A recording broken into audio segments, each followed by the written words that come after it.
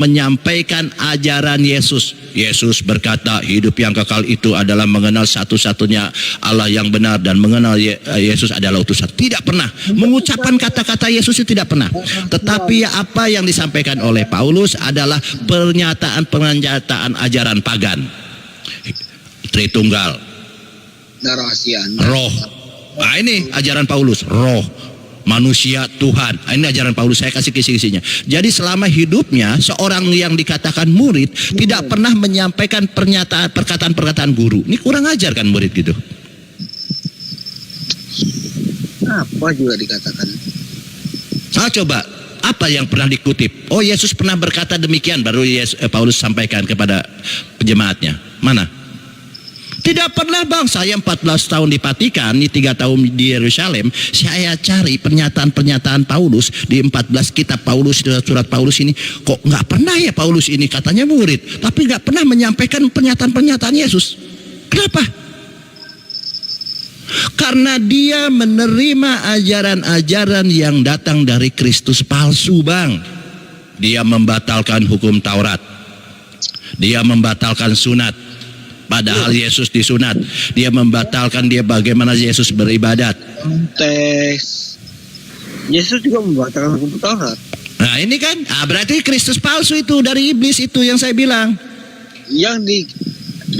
Di sini Anda perlu memahami konteks. Aku paham, kok aku pintar, kok disuruh memahami gimana sih? Oke. Jangan sampai dulu.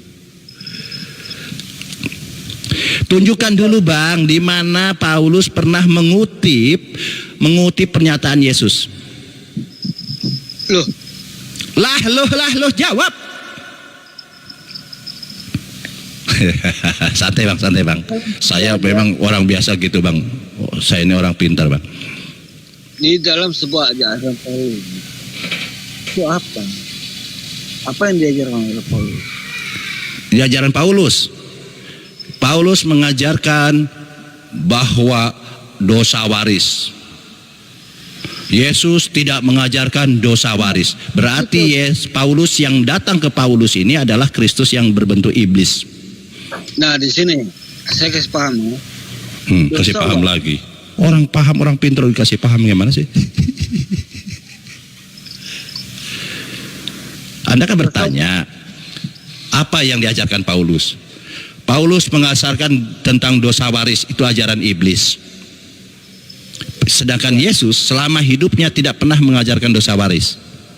Berarti betul yang disampaikan oleh Yesus, waspadalah terhadap Kristus palsu yang datang kepadamu. Nah, Kristus palsu ini yang datang ke Paulus ini, Kristus palsu yang iblis itu bang.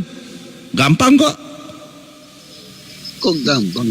Gampang, kenapa kalian ini susah memahami Yesus? Anda paham tidak? Aku orang pintar, kalau ditanya paham lagi gimana sih?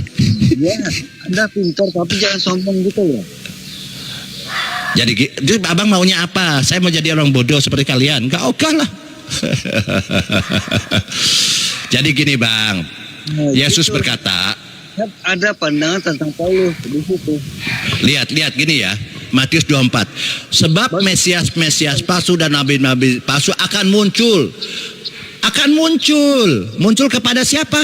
Pertama kepada Paulus, itu yang nabi palsu. Kepada orang pilihan, yaitu datang kepada Yohanes Pembaptis. Itu bukan kepada Yohanes Pembaptis, kepada Yohanes. Nah itulah saya bilang orang-orang pilihannya. Gampang. Artinya nubuatan tentang kedatangan Mesias palsu ini sudah digenapi di kalian. Berarti betul pernyataan Yesus. Kalian kalau tidak menerima ini, kalian menghujat Yesus.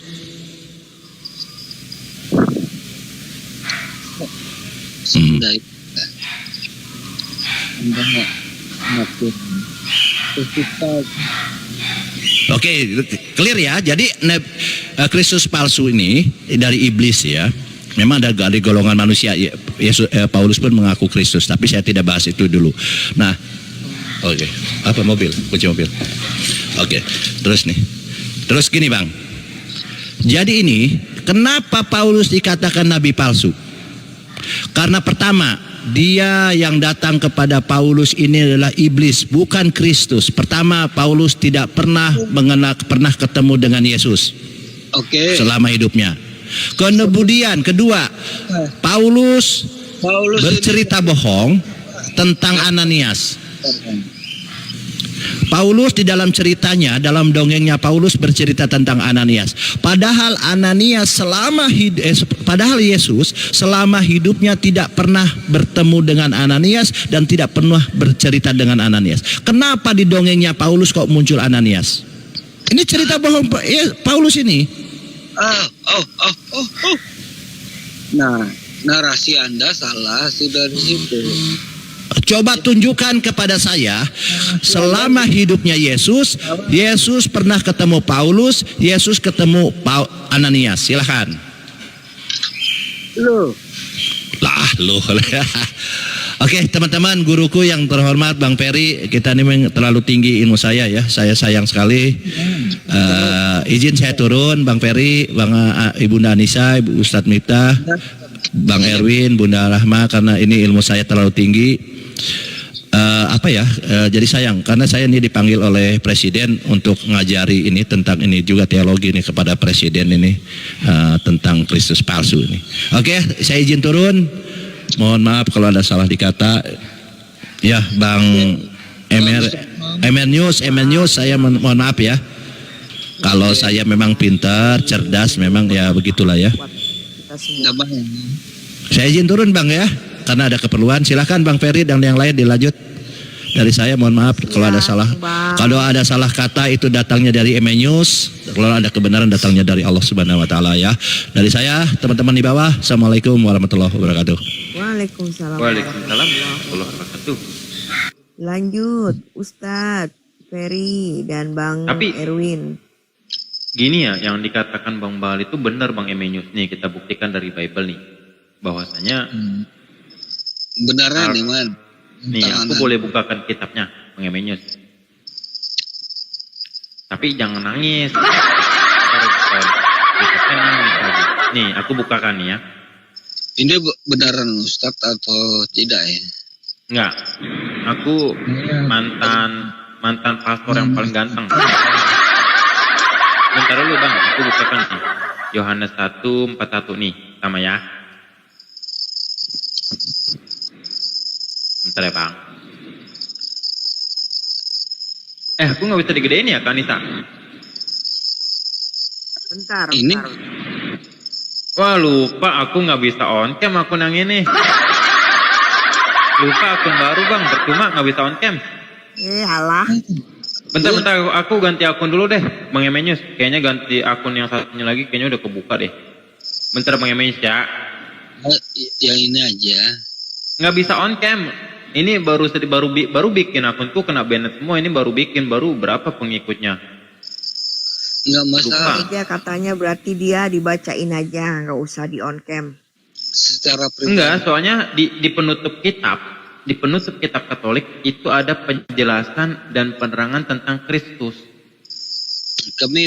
Saya Protestan, bukan Katolik. Nah, di kitab Protestan itu karena gini Bang, di kitab itu di belakangnya itu ada namanya tuh kamus Alkitab. Ya kan? Nah, kalau kita melihat dalam Yohanes 1, itu abang lagi berantem sama semut ya? Itu Yohanes 1, sekarang gini Bang. Yohanes 1 nomor 41. Andreas mengatakan bahwasanya pada mula-mula dia bertemu dengan Simon saudaranya dan ia berkata kepadanya, "Kami telah menemukan Mesias," di mana artinya Kristus atau diurapi. Berarti benar kata Bang Baal tadi. Lalu kita melihat lagi dalam Yohanes 4:25. Kita lihatnya. Bentar dulu. Pemahaman diurapi itu apa? Hah?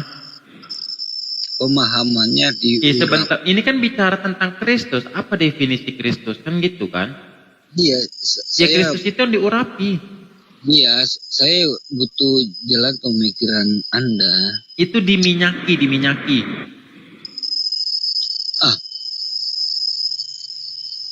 Kok